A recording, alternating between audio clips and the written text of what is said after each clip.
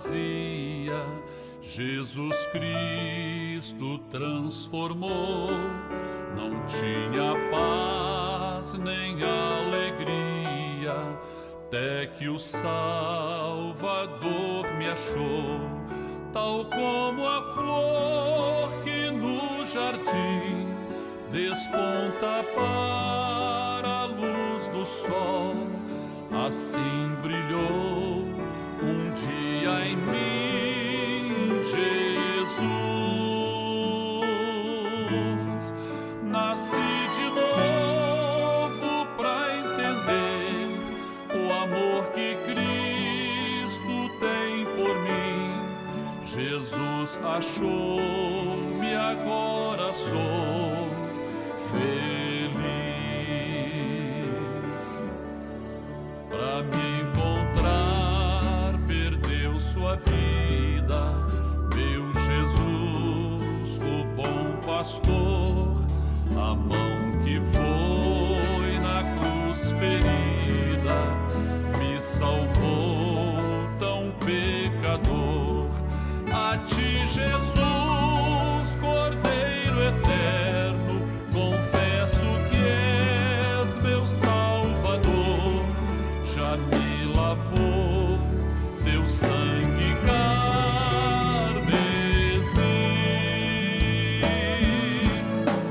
Tão frágil, tão pequeno sou, cuida de mim com teu amor, como uma flor pequena em teu jardim. Como uma flor pequena em teu jardim.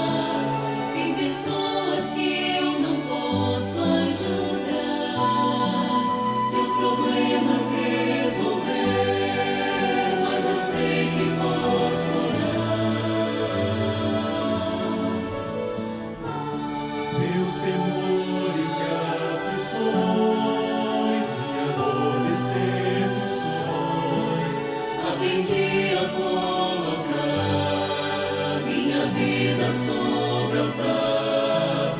Então sei que posso orar e em Deus posso confiar.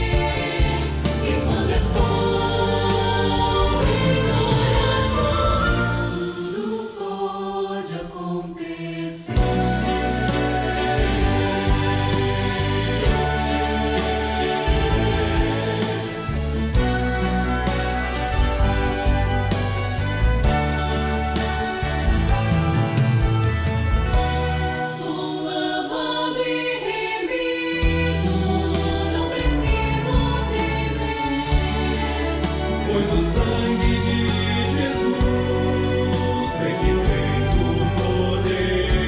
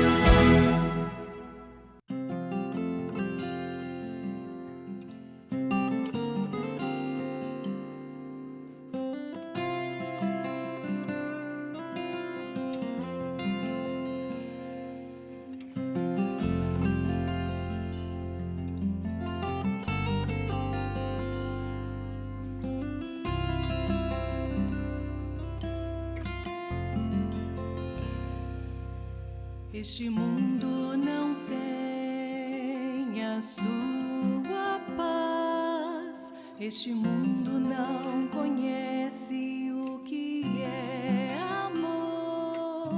Este mundo não sabe o que é ser feliz. A paz do Senhor Jesus. Dentro de 5 minutos, daremos início às participações da Escola Bíblica Dominical, transmitidas por esse canal. Convidamos você e sua família para participarem. Compartilhe esse link, passe para amigos, vizinhos, parentes, pessoas por quem você está orando. E juntos receberemos uma grande bênção do Senhor.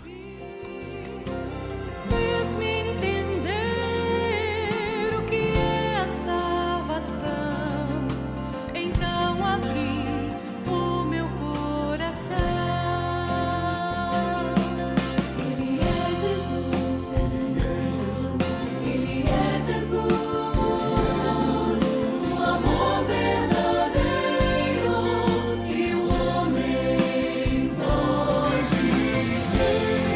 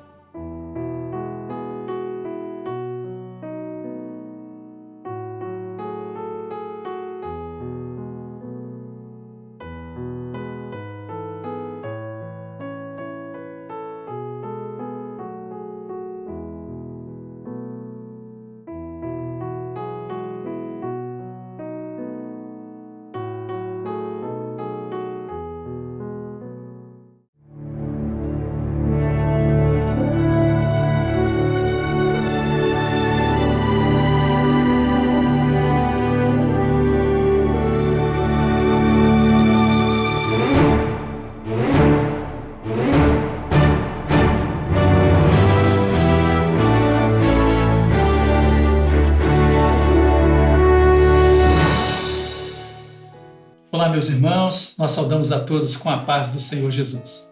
Hoje, 4 de setembro, estamos aqui mais uma vez reunidos para a edição semanal do nosso programa. Como sempre lembramos, às 9h30 da manhã, pastor Gilson apresentou alguns vídeos do Brasil, às 12 horas, vídeos do exterior e agora às 15 horas é a nossa vez. E na edição deste domingo nós temos duas jovens aqui conosco, a Alexia e a Camila. A paz do Senhor, meninas. Pai do Senhor. Muito bom ter vocês aqui conosco. E saibam que os jovens têm realizado um trabalho muito importante nessas participações. Glória a Jesus. Amém? Temos aqui o pastor Robson também. A paz do Senhor, mais uma vez conosco, não é? Isso, eu agradeço aí mais uma vez o convite. É um local que todos os pastores deviam estar, porque é um assunto muito relevante para nós aplicarmos também nas nossas igrejas. É verdade, as experiências têm sido muito boas, Sim. né? O nome do Senhor tem sido glorificado nesse trabalho e realmente só temos a engrandecer o nome do Senhor por esta oportunidade. Mas vamos começar então o nosso trabalho. Nós temos aqui a pergunta de número 1, que foi respondida, a participação para todos. No verso 13, porque estamos falando, na verdade, da igreja e seus mistérios profetizados no livro de Cantares. E no primeiro capítulo, nós estamos vendo a definição histórica e profética e também doutrinária da igreja em seu momento inicial. Então, o texto base é o capítulo 1 do livro de Cantares, nos versos 13 a 17. E diz assim, no verso 13, quem está falando? O noivo, o Senhor Jesus, ou a noiva, a igreja? Nós temos duas participações, da senhora Arminda Pinafo Lode, ou Lode, de São Gabriel da Palha, do Espírito Santo, e temos também a jovem Camille Costa, assídua participante aqui conosco do grupo de acessibilidade e do Semente Preciosa. Ela é de Ilhéus, na Bahia. Vamos ver, ouvir atentamente, para depois termos os comentários aqui da mesa. Amém? Okay. Vamos ouvir. Quem está falando é a noiva. Ela se declara ao seu noivo, ao Senhor Jesus. Ela demonstra ali todo o seu amor para com o Senhor Jesus, pois o Senhor Jesus já provou na cruz o grande amor, o resgate da igreja fiel. E nós podemos confirmar isso na primeira epístola de João, 4, versos 19, que diz assim: nós, a igreja, o amamos a Ele, porque Ele nos amou primeiro. Amém? A paz do Senhor Jesus, irmãos. É a noiva porque ela fala do seu amado, que é o Senhor Jesus, o amado da sua igreja. Ela que não rejeita, mesmo o sofrimento ali, simbolizado pelo ramalhete de mirra, porque existe o bom cheiro que é exalado na sua igreja, como assim diz Cantares 1:13. O meu amado é para mim um ramalhete de mirra, morará entre os meus seios. E dando continuidade, outro versículo que também é identificado é João 14:21. Diz assim: aquele que tem os meus mandamentos e os guarda, esse é o que me ama. E aquele que me ama será amado de meu Pai. E eu amarei e me manifestarei a ele. Ou seja, é aquela igreja que guarda os mandamentos do Senhor. E que ama e amará e se manifesta. É também a igreja que o Senhor ama e que manifesta sua glória no meio do teu povo. E nós hoje em dia, nós somos essa igreja. A igreja de Cristo. A igreja que ama e pratica e tem um coração fortificado, pois guarda tudo em seu coração. A paz do Senhor Jesus. Muito bem, meus irmãos. Vimos essas duas participações muito boas. Deixamos aqui o nosso abraço para a Camille, que já conhecemos pessoalmente, né? E um abraço para o grupo também da Semente Preciosa. E eu queria saber de vocês quais são os comentários que vocês têm acerca dessa primeira participação. Muito interessante, pastor, a declaração da Arminda, que ela fez a relação com a gratidão da igreja, né? Apesar de todo o sofrimento que a mirra representa, a igreja ainda é grata porque muito maior são os benefícios do que o sofrimento que é tido. Muito interessante essa observação, né? Muito maior são as bênçãos, os benefícios do que o sofrimento, até porque ele levou sobre si. Quando Glória a Deus. a mirra ela é esmagada, ela é prensada, apesar dessa prensa, apesar de ser esmagada, o cheiro que ela exala vale muito mais a pena. Ela é um perfume muito caro, foi até dada como presente, né, ao Senhor Jesus quando ele nasceu. Então, tudo isso que a mirra passa vale a pena, faz valer a pena pelo seu aroma, pelo seu valor. Muito bom. Glória a Deus. Alexa, seu comentário. Então, pastor, em João 14 fala que a igreja que ama o Senhor é aquela igreja que guarda os mandamentos. Então, hoje a igreja tem que guardar e tem que colocar em prática os ensinamentos que o Senhor Jesus nos deixou. E o Senhor Jesus é o amado da nossa igreja, mas a igreja não pode demonstrar só de boca para fora, ela tem que guardar e colocar em prática no seu coração. Muito bem. E quando ela diz não é apenas da boca para fora, a igreja não vive uma teoria, ela tem uma experiência de vida com o Senhor. Não é isso? Robson, seu comentário, meu companheiro. Bom, eu gostei dos dois comentários, né? Foi muito profundo.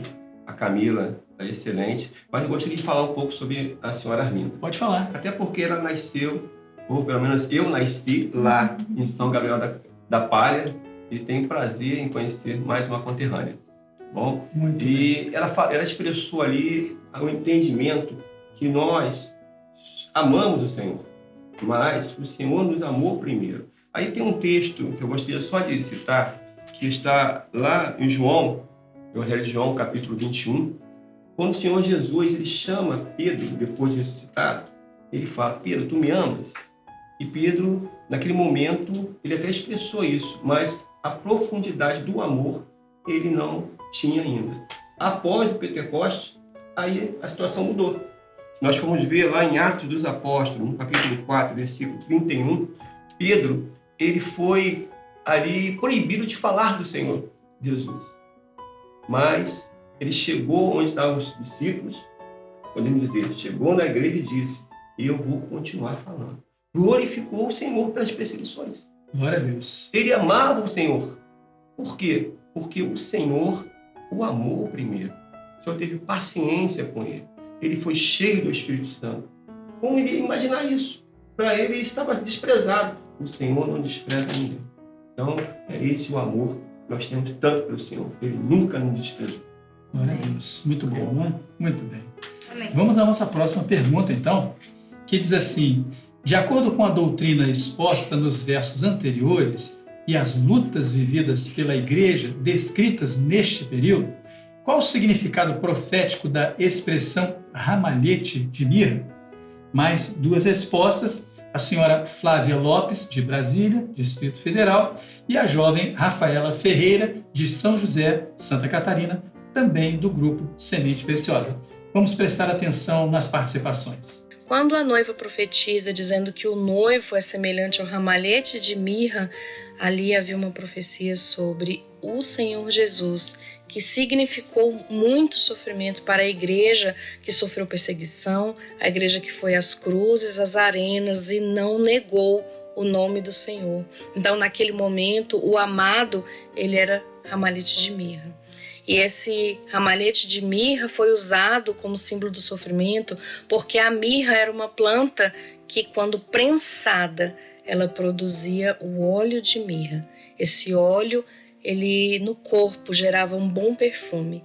E ainda mais que isso, ele era usado nas noivas para fertilidade. No livro de Esther, nós vemos que Esther passou por um tratamento de 6 meses com óleo de mirra antes de ser levada à presença do rei. Esse tratamento era feito para que, quando a noiva fosse levada ao noivo, ela estivesse fértil e o seu corpo estivesse saudável e apto para gerar filhos, gerar descendentes. Quando a igreja profetizou que o noivo, o Senhor Jesus, era semelhante ao ramalhete de mirra, é porque o nome do Senhor Jesus significou muito sofrimento para a igreja primitiva, mas ele moraria entre seus seios, ou seja, o óleo produzido, ele foi derramado sobre esse corpo, trazendo o bom perfume de Cristo, e ainda mais que isso, gerando vida. Então foi o efeito externo do bom perfume de Cristo, e interno, gerando fertilidade e vida. E é por isso que, mesmo com a morte da mirra, o óleo era gerado. Com a morte da igreja, dos cristãos, o evangelho chegou a nós. No verso 13 do capítulo 1 de Cantares, fala da expressão ramalhete de mirra. Ramalhete de mirra fala profeticamente de uma igreja que é provada. E quanto mais provada ela é, mais ela exala o bom cheiro de Cristo. Porque a mirra, ela é uma planta que quanto mais esmagada ela é, mais cheiro ela produz. Então a igreja, quanto mais provada ela é, mais ela testifica, ela testemunha daquilo que o Senhor tem operado na sua vida, testemunha daquilo que tem acontecido, mais ela exala o bom cheiro de Cristo, através do Espírito Santo. E nós lemos ali na primeira epístola de Pedro, no capítulo 4, a partir do verso 12, o que essa igreja é. Diz assim: Amados, não estranheis a ardente prova que vem sobre vós, para vos tentar, como se coisa estranha vos acontecesse. Mas alegrai-vos no fato de serdes participantes das aflições de Cristo, para que também na revelação da sua glória vos regozijeis e alegreis. Então é uma igreja que ela é feliz, ela é alegre, porque ela passa por todas essas provas em nome do Senhor Jesus. Ela não passa sozinha, mas ela passa por amar ao Senhor Jesus. A paz do Senhor. Glória a Jesus, meus irmãos. Mais duas participações realmente muito boas. Não usamos essa expressão, participações muito boas, como rotina, mas realmente o conteúdo que tem sido alcançado, né, tem sido muito bom. Uma benção. Agora, a mesa aqui, as jovens e o pastor, a vez de vocês. Amém. A irmã Flávia, a senhora Flávia, ela trouxe um assunto muito interessante, que foi citar o texto de Esther, que Esther passa, né, por toda a preparação dela com mirra. E nós também vamos passar, né, por toda a nossa preparação até encontrarmos o Rei, que é o nosso Senhor Jesus, pela mirra. Nós vamos ser tratados com mirra, nós vamos ter lutas, vamos ter provações, mas isso, assim como o texto de 2 Coríntios, que diz, em 4,17, que diz: porque a nossa leve e momentânea tribulação produz em nós um peso de glória muito excelente. E foi isso, né? Foi na simplicidade, foi apenas na mirra que produziu fertilidade também. Foi nisso que o rei olhou com bons olhos Esther. É assim que o Senhor vai nos encontrar também, né? Uma noiva preparada, uma mulher já madura, amadurecida na mirra, preparada na mirra, e tudo isso vai produzir em nós um peso de glória muito excelente. Muito bem. Alex, e você? Então, pastor, é interessante que o histórico ele vai complementando o profético. E a palavra mirra, em aramaico, ela significa o amargor. Então, o amargo do sofrimento da cruz, o perfume, o nardo, que foi até tratado na última EBD, fala da igreja, né, do sacrifício de Jesus, como Camila falou, o nardo vem do esmagar da mirra. Então, exalando o bom perfume do Senhor Jesus e o sacrifício do sangue que verteu por nós. Muito bem. E Robson, e você, algum comentário? Bom, todas as respostas foram excelentes, e eu posso resumir ali em si o ramalhete de mirra, né? Se estamos falando sobre o sofrimento da igreja, a prova que a igreja passa, mas tem a sua recompensa, né? Então, o ramalhete são vários ali mirras. Então, são várias provas que nós passamos. Mas todas essas provas têm um porquê. Mais tarde, vamos ver. Repare que depois, não quero adiantar tudo não, mas estou dizendo que lá à frente, dizendo que há também ali o vinho. Há também o produto da vinha, que é para aqueles que amam o Senhor. Vai ser batizado com o Espírito Santo, vai ter dons espirituais, porque a prova vem a vitória. Louvado seja o nome do Senhor. Jesus. Muito bom. Não existe prova sem vitória para o fiel. Glória a Deus. Não é isso? Amém. Amém. Vamos na sequência, então, a pergunta agora, próximo de número 3, que diz assim: na expressão seguinte, morará entre os meus seios, no verso 13, qual o sentido profético da declaração feita pela igreja? Temos a resposta da senhora Beatriz Moleta, de Itajaí, Santa Catarina, e o diácono Paulo Márcio de Carvalho, de Barra Mansa, também participante ativo do programa. Vamos às participações. Nós entendemos que no seio da igreja, o Senhor Jesus recebe honra, glória e louvor, pois a igreja fiel é agradecida ao Senhor Jesus pelo seu sacrifício e reconhece esse sacrifício, crê nele e no seu poder pela fé. A fé, a confiança, o temor, o tremor da igreja são demonstrações de que ela acolhe Jesus no seu seio, faz ele reinar e dá a ele o amor e a adoração que ele merece. A paz, Senhor. A expressão morará entre os meus seios aponta profeticamente que a igreja, mesmo que esteja morrendo, ela confessa, ela proclama que Jesus mora em seu coração. O amor da igreja pelo Senhor Jesus se declara no extremo da sua aflição. Mesmo com sofrimento, a igreja, ela ama o Senhor Jesus. Desde o seu nascimento até os nossos dias, tudo que a igreja passou, as perseguições, mas ela clama, ela confessa que Jesus é o seu maior amor. Ela tem essa íntima comunhão com Jesus. Ela diz: morará entre os meus seios. Como diz o apóstolo João, aquele que teve e viveu uma íntima comunhão com Jesus.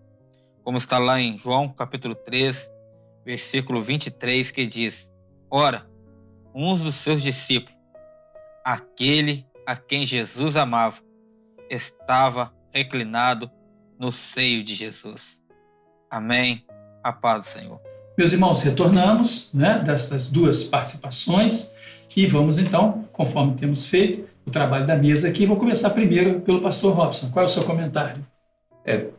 Percebi que está cheio de detalhes, com relação às respostas que foi dadas. E eu até avaliei aqui um detalhe sobre morará em seus seios. Jesus, ele chegou a comentar que o Filho do Homem não tem um lugar para reclinar sua cabeça. Mas, pela ação do Espírito Santo, há um lugar, sim. Há um lugar no nosso coração. Coração convertido. E assim o Senhor faz morada. Tem até um detalhe que o Senhor diz assim: eis que bato, e se abrires, entrarei e farei morada. O Senhor encontrou morada no nosso coração. Glória a Deus. A morada no coração da igreja. Amém. Glória a Jesus. Muito bem. Pode falar, seu comentário.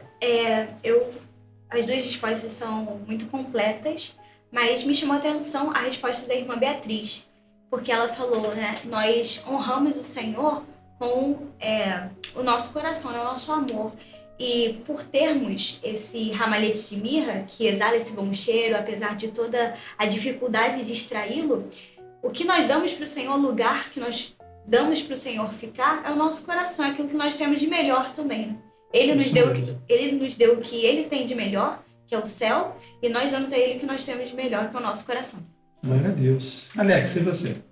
Então, em concordância com o pastor Robson, Jesus mora no coração da igreja, mora em nossos corações, e a palavra tem que estar guardada em nossos corações. Então, o mistério escondido no meio do corpo da igreja e ser preservado no nosso coração daquele que busca encontrar o Senhor Jesus.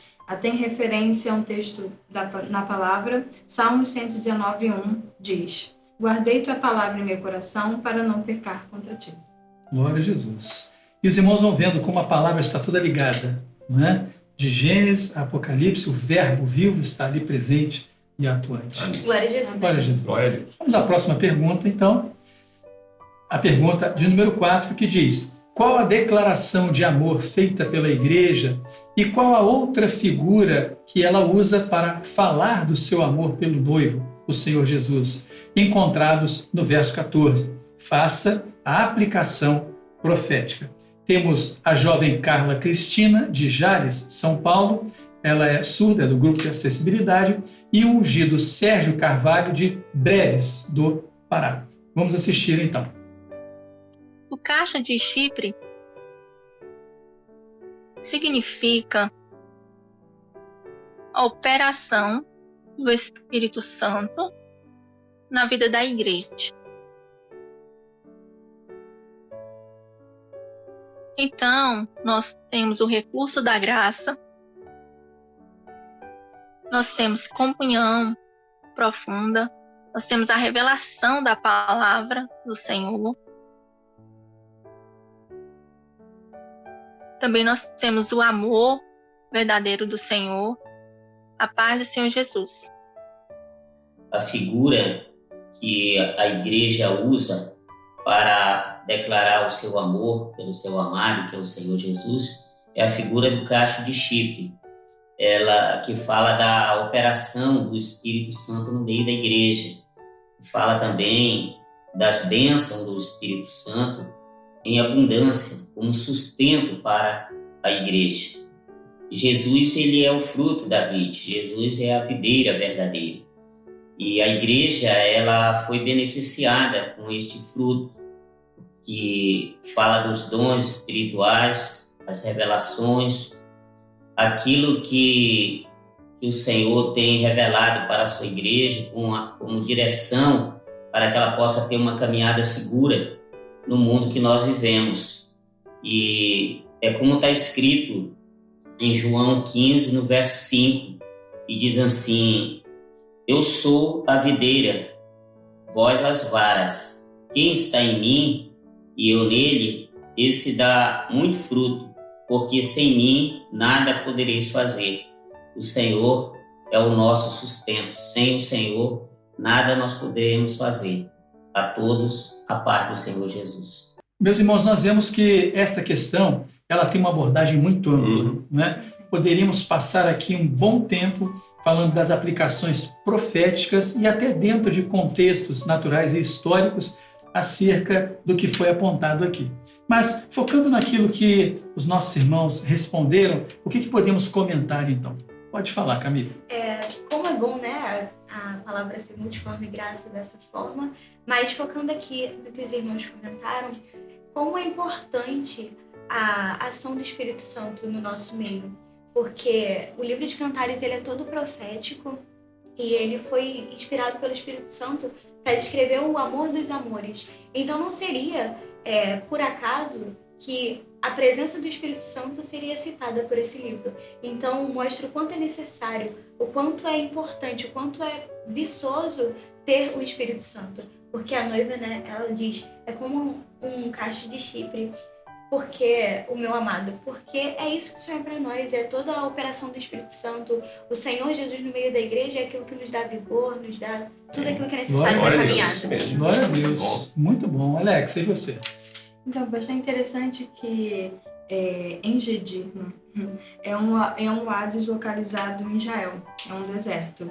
E como Camila falou da operação do Senhor, da operação do Espírito Santo, remete também ao entendimento de corpo, no qual a vida ela é preservada mesmo estando cercado por um deserto.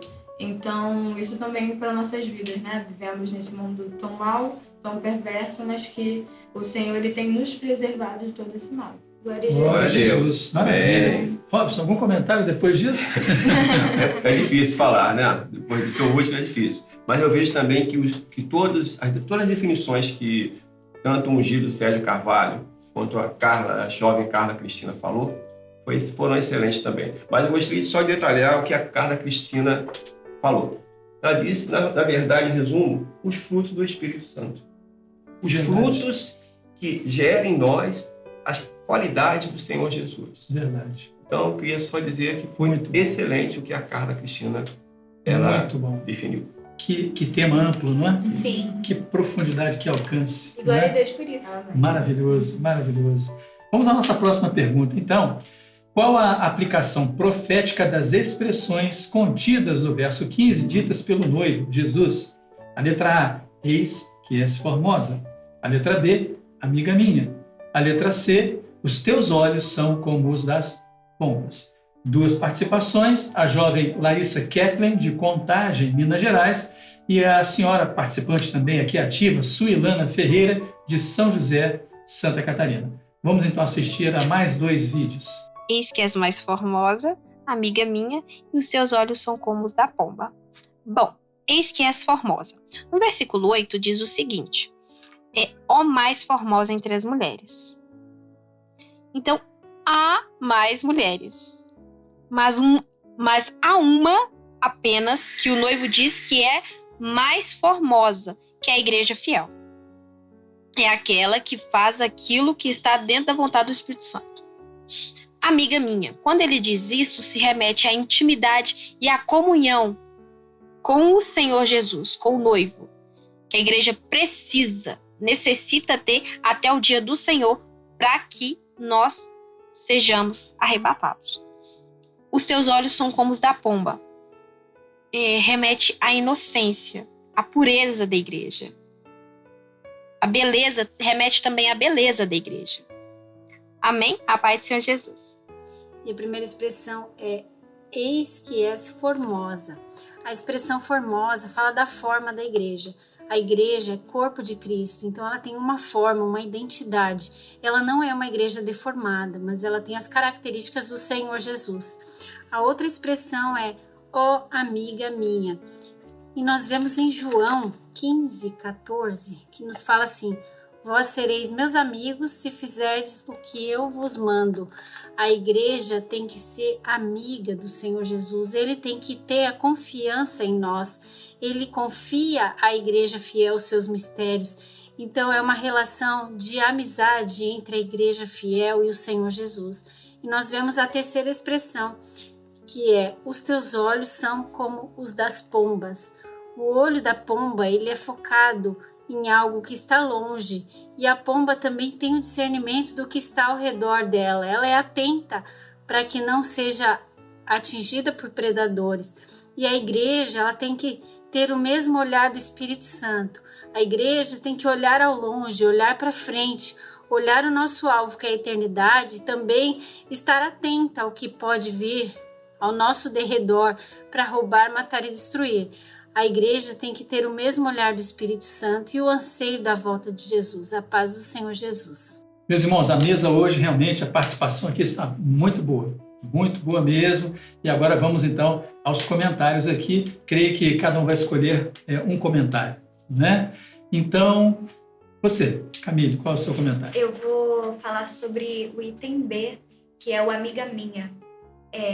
Essa intimidade, né? A amizade fala da intimidade da igreja com o Senhor, que o Senhor Jesus deixou muito claro no texto de João 15:15, que diz: o servo não sabe o que faz o seu Senhor, mas eu vos tenho chamado para amigos, pois tudo que eu ouvi de meu Pai eu compartilhei.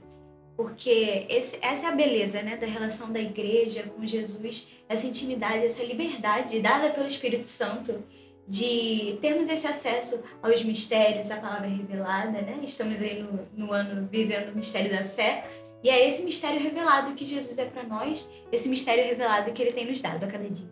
Muito bem, Camila falou então sobre a letra B. Alex, você vai falar sobre a letra A. Eis que és formosa.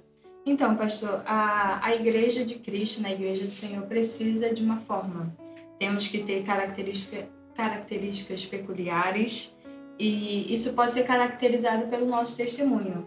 Então, precisamos ser formosos diante do Senhor, diante do olhar do Senhor, para que no dia possamos estar com a nossa salvação garantida. Muito bem. Robson, letra C, então. Tá, letra C, a gente vê que ele faz uma comparação com os olhos da pomba, né? A pomba, o Senhor Jesus mesmo diz, simples como pomba. Esse é o servo do Senhor, né?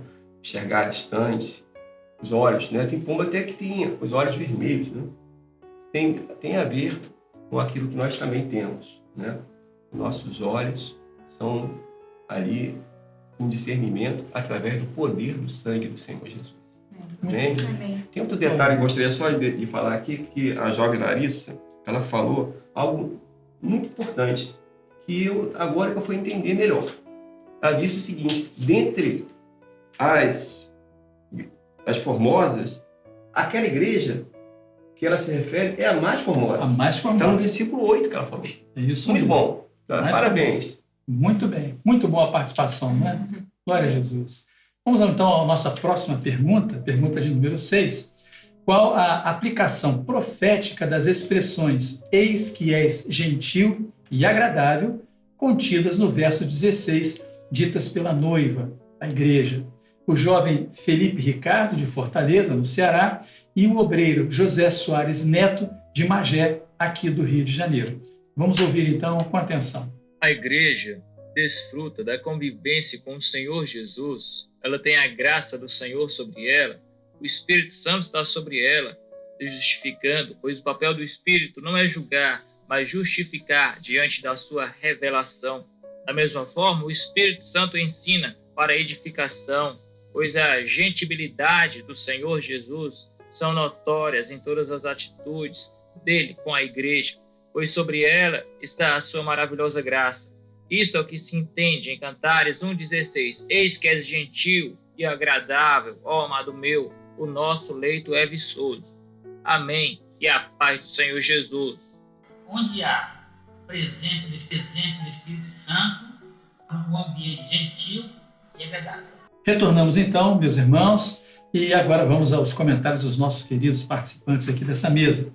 E mais uma vez digo, os vídeos têm sido realmente muito bons, né? Têm sido edificantes e têm aberto um entendimento que eu percebo muitas vezes, que aqueles que participam da mesa acabam alcançando naquele momento alguma coisa que não tinham percebido antes. É verdade. Não é? Então vamos lá. Alexa, você. Então, pastor, a palavra agradável, ela nos remete à doutrina da graça. E podemos ressaltar que todo o ministério do Senhor Jesus, como a palavra nos diz, foi sempre muito agradável, muito gentil e parando sempre para ouvir aquelas pessoas que precisavam da palavra dele.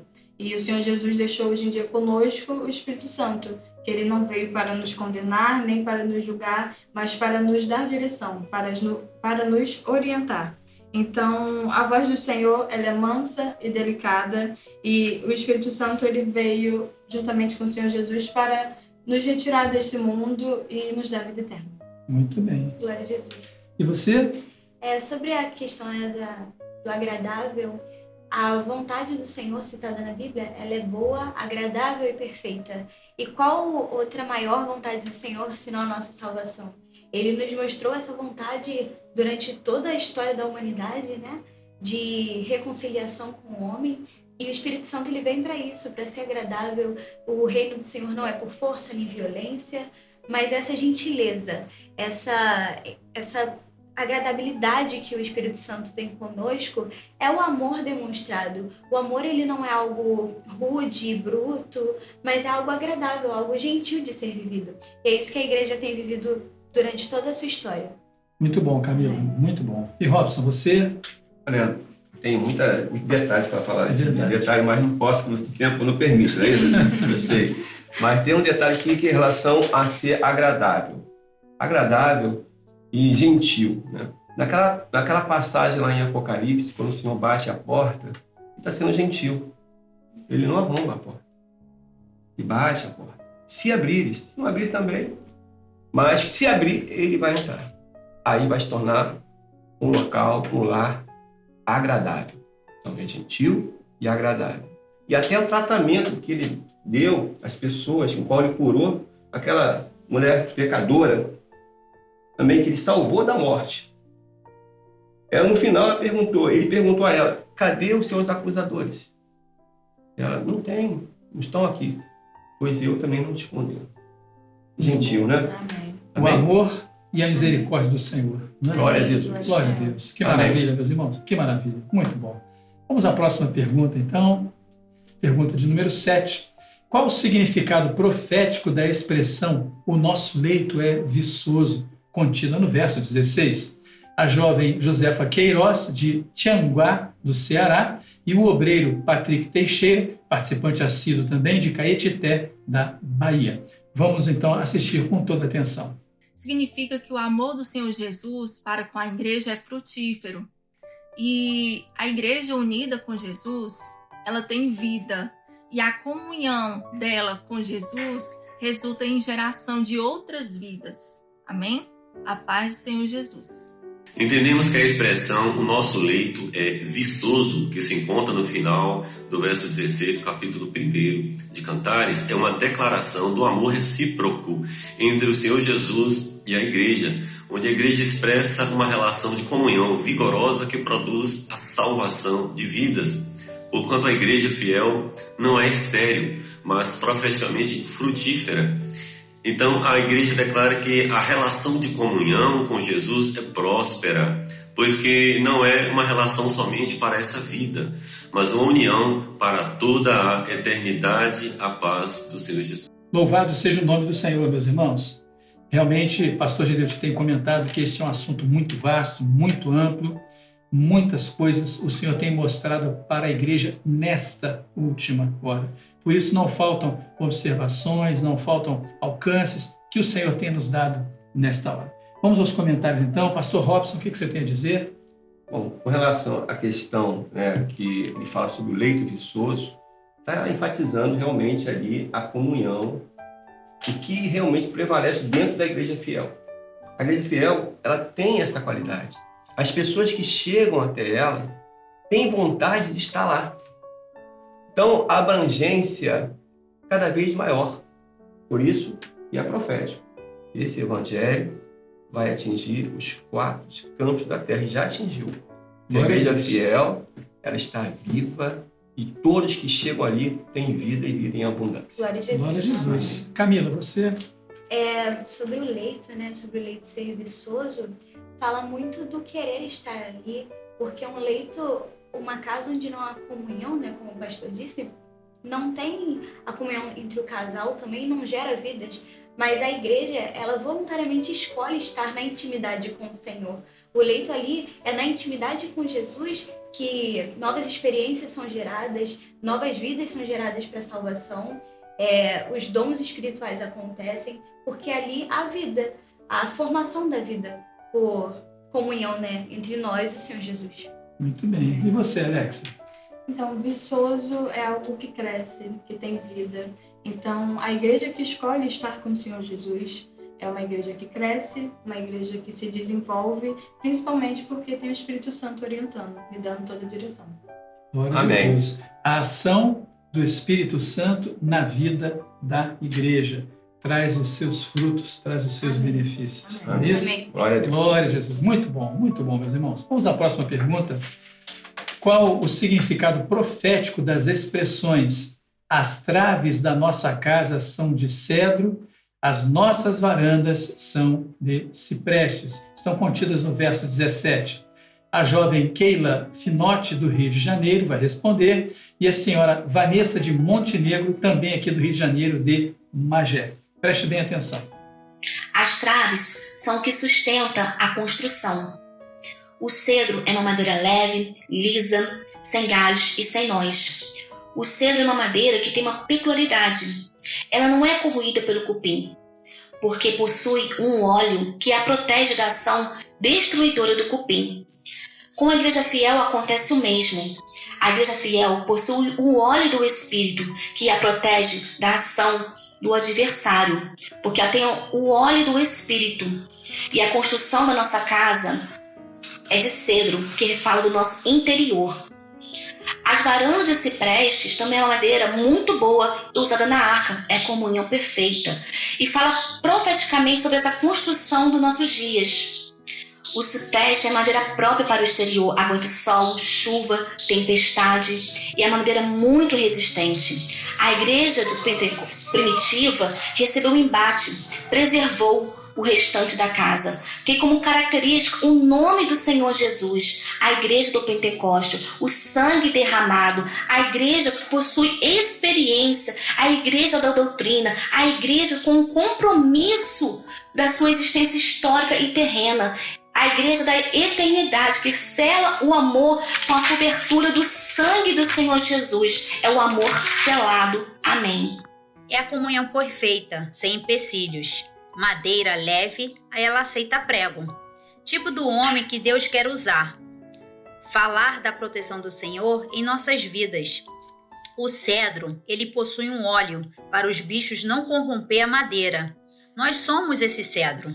Cipestre já é uma madeira mais dura, resistente. Não apodrece fácil. Aquela igreja viçosa que produz fruto para a eternidade. Os fiéis não são corrompidos, pois temos o óleo, que é o Espírito Santo. O cipestre, igreja da doutrina, da eternidade. O amor é selado, por isso vivemos como um cipestre, com cobertura do sangue em nossas vidas. Vimos isso claramente em Atos 2,47, que diz: louvando a Deus e tendo a simpatia de todo o povo. E o Senhor lhes acrescentava diariamente os que iam sendo salvos. A paz do Senhor. Que maravilha, meus irmãos. Que coisa boa. Temos essas participações todas. Um assunto tão amplo, tão vasto. Realmente transborda o nosso coração de alegria. Não é verdade? O que você tem a comentar, então, dessa pergunta? A madeira de cipreste é uma parte muito interessante do texto, porque é a mesma madeira que foi usada na construção da Arca de Noé. Então, ela é uma madeira muito atrelada à salvação, né? A presença ali de um projeto de salvação. E tendo comunhão com o corpo, tendo a doutrina revelada pela palavra, nós temos isso. Nós temos garantido na nossa casa, né? No nosso edifício, na nossa comunhão com o Senhor, a salvação. Ele nos dá isso, que é uma madeira resistente à chuva, ao sol, à área externa, tudo aquilo que isso proporciona. Então, o Senhor, ele não deixa que se desgaste na nossa vida a obra de salvação. Muito bom. Graças a Deus. Olha Deus. Meu companheiro, você? Bom, eu tenho a falar também um pouco de cada madeira, né? O cedro, ele tem uma participação importante porque ele é maleável, né? E isso não pode faltar na vida do servo. Ele tem que ser maleável para atender as revelações do Senhor. É verdade. Né? E também, em contrapartida, outra coisa que não pode faltar é a cipreste, que é a madeira resistente ao vento, à poeira, à areia, tudo aquilo que é intempérie do tempo. Nós podemos também trazer isso para a doutrina. A doutrina, ela tem que estar firmada. A doutrina passa-se o tempo, ela permanece a mesma. Doutrina que emerge da palavra através da ação do Espírito Santo. E a igreja fiel, ela tem essas duas qualidades. Ela ama a doutrina e ela é maleável, ela tem comunhão uns com os outros. Essa igreja, ela é inabalável. Glória a Jesus. Isso mesmo, é o nosso alicerce, né? Alex, algum comentário? Em complemento com o pastor Robson, a madeira de cedro é uma madeira fácil de trabalhar, ela é resistente, mas geralmente é usada no interior das casas. Ela não pode ficar exposta ao sol, nem às chuvas, e isso se aplica às nossas vidas. Nós somos assim, nós somos frágeis. Mas o desejo do noivo, como o pastor também falou, é que estejamos fundamentados na doutrina, tenhamos o óleo do Espírito Santo e estejamos firmados na rocha. Glória a Deus. Muito louvado seja o nome do Senhor. É por isso que chegamos até aqui. Estamos firmados na doutrina. Amém. Meus irmãos, o próximo bloco são com participações das crianças, intermediários e adolescentes.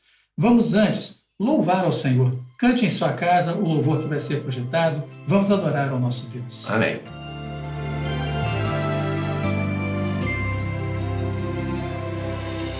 Dá-me um coração cheio do teu amor, que sempre reconheça a tua bondade, ó meu Senhor. Um coração que estremeça ao ouvir tua voz assim, e que nunca se esqueça o que tu fazes por mim. Um coração obediente à tua revelação, puro e renovado pela tua salvação. Um coração obediente à tua revelação, puro e renovado pela tua salvação. Ó Senhor,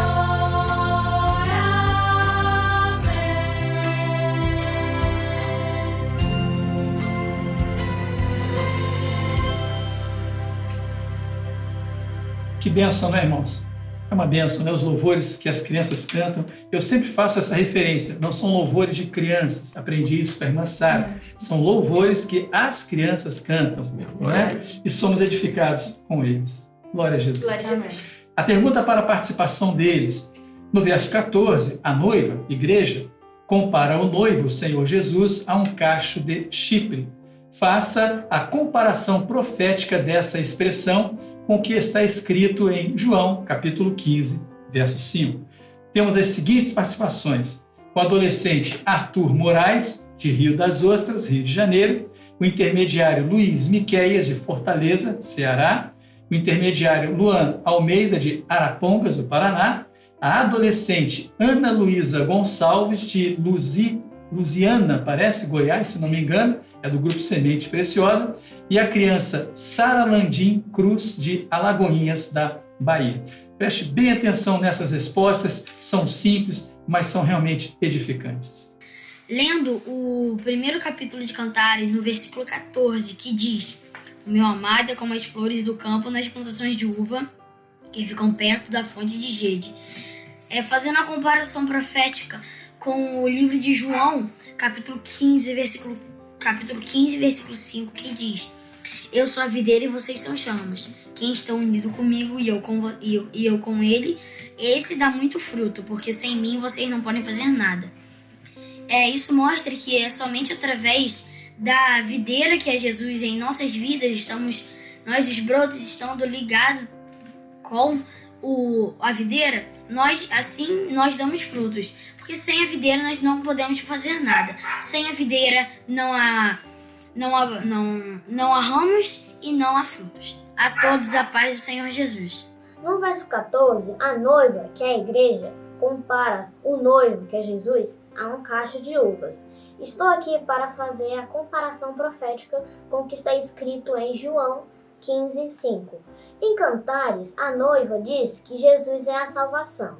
E em João 15, 5, ele reafirma isto quando diz: "Eu sou a videira, vós as varas, quem está em mim e eu nele.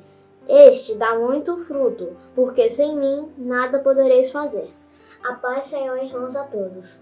Jesus é a videira, e nós somos o ramo. O ramo só está ligado se estiver ligado à videira. Em João 15, 5. "Eu sou a videira, vós as varas. Quem está em mim e eu nele, esse dá muito fruto, porque sem mim nada podeis fazer." Amém? A todos a paz do Senhor. Em João, capítulo 15, verso 5, nos diz: "Eu sou a videira, vós as varas. Quem está em mim e eu nele, este dá muito fruto, porque sem mim nada podereis fazer." A uva, quando está madura, ela é prensada e feito vinho. A uva madura representa o nosso Senhor Jesus, que morreu na cruz. E o vinho representa o Espírito Santo derramado sobre a igreja. Porque sem o amor do nosso Senhor Jesus e sem o Espírito Santo nos guiando, nós não seríamos nada. Sem Ele nós não temos valor. Porque só o Senhor Jesus que nos pode nos dar a vida, e assim poderemos dar bons frutos. A paz do Senhor Jesus. Respondendo à pergunta 9, de acordo com o texto de João 15, 5, quem é Jesus? Jesus é a videira e nós somos os ramos. A paz do Senhor. A paz do Senhor. Meus irmãos, essas participações realmente nos alegram muito, né? Ver as crianças, intermediários, adolescentes, o desejo deles de participar. E nós temos sempre lembrado que, é claro, é nítido para nós que o desejo é deles, não são obrigados ou forçados pelos pais, pelo contrário, pedem aos pais: "Eu quero gravar um vídeo e mandar." E você aproveite e mande o seu vídeo também, se você não mandou, participe, porque realmente é muito importante esse trabalho. Nós vamos terminando aqui a nossa participação de hoje. Os comentários para as crianças, intermediários e adolescentes seriam muitos realmente, né? Mas já estamos edificados. Amém. Não é verdade? Olha, vejam bem, no próximo fim de semana nós temos aí o nosso seminário de Unidos em Família, né? Todos os manaíns do Brasil vão funcionar. Manaim de Pedro do Rio estará aberto também para a participação de todos. Não esqueça de dar o seu like neste programa, de se inscrever no canal, para que você possa receber as notificações. Às 19 horas, o nosso culto nas igrejas, onde você pode levar o seu visitante. Às 20 horas, nós temos a nossa transmissão pelo culto na nossa plataforma no YouTube. Queremos deixar aqui o nosso abraço para todos. Quero agradecer muito a participação de vocês. Aliás, vocês são do grupo do Evangelho Sem Fronteiras, Isso não é mesmo. isso? Da onde? Da região de Realengo, Rio de Janeiro. Muito bem, região de Realengo. Tenho aqui 2 jovens que participam ativamente desse grupo. Muito trabalho tem sido realizado, né? Uma bênção. Uma bênção, não é isso? E os frutos já estão sendo colhidos. Para a glória de Deus. Não é? Glória a Jesus. Meu companheiro, um abraço, muito boa sua segunda participação aqui. Esperamos que não seja a última. Né? Não será não. E as meninas vão voltar também. Amém. Para Obrigada. trazer aqui as suas participações. Amém? Amém. Um abraço a todos, até o nosso próximo encontro. A paz do Senhor Jesus. A A paz do Senhor Jesus.